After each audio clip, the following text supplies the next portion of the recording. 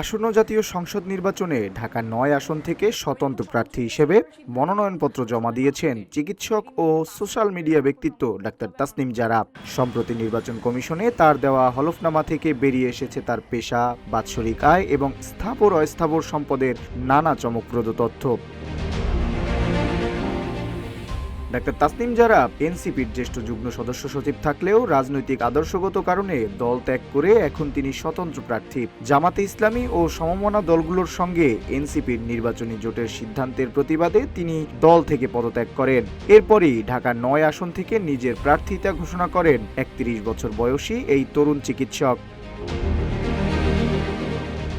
Cube হোল্ডিংসের গল্পে সেই রেখাটি আঁকা হয়েছিল আজ থেকে ১ যুগ আগে। নকশাই আমাদের ভাষা। Cube holdings limited. হলফনামায় তাসনিম জারা নিজেকে চিকিৎসক, শিক্ষক এবং উদ্যোক্তা হিসেবে পরিচয় দিয়েছেন। তার আয়ের মূল উৎস হিসেবে উল্লেখ করেছেন চাকরিকে।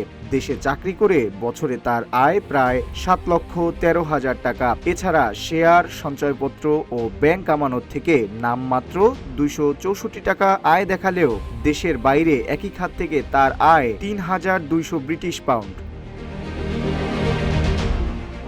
হলফনামা অনুযায়ী তাসনিম জারার কোনো স্থাবর সম্পদ বা জমি বাড়ি নেই। তবে তার অস্থাবর সম্পদের মোট মূল্য দেখানো হয়েছে ২২,৩০,১৯০ টাকা।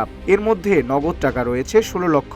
এছাড়া ২,২৭০ পাউন্ড সমমূল্যের বৈদেশিক মুদ্রা, ব্যাংক ও আর্থিক প্রতিষ্ঠানে জমা ১০,১৯০ টাকা এবং ২.৫ লাখ টাকা সমমূল্যের সোনা ও অলংকার রয়েছে।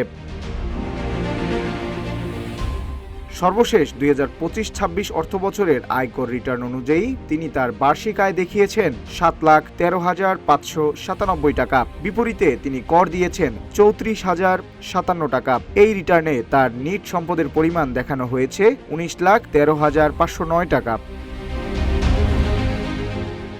রাজনীতির মাঠে নতুন মুখ তাসনিম জারা শেষ পর্যন্ত ভোটারদের কতটা আস্থা অর্জন করতে পারেন, এখন সেটাই দেখার অপেক্ষা। এস এম আমিনুল ইসলাম, রূপালী বাংলাদেশ।